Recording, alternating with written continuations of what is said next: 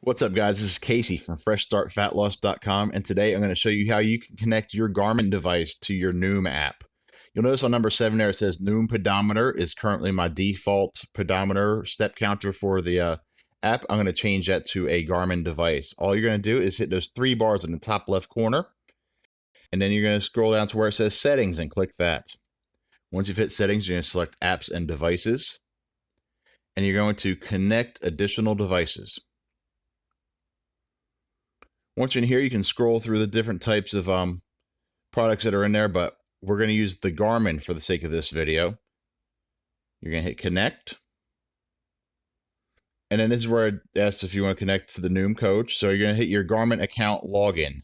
I'm going to go ahead and pause this, sign in, and I'll catch you on the other side of it.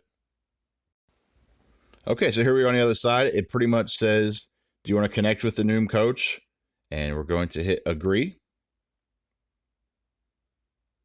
And that's it. So what you would do next is go back to the next screen. It's going to ask, did you connect a device? You did. So you're going to hit yes. And here it was on the Noom pedometer. We're going to change it to the Garmin. And then pretty much that's all it takes. I don't actually own a Garmin. My wife has the Garmin, but we've connected them to both of our accounts on Noom. We both do it. So we're going to go back to the home screen.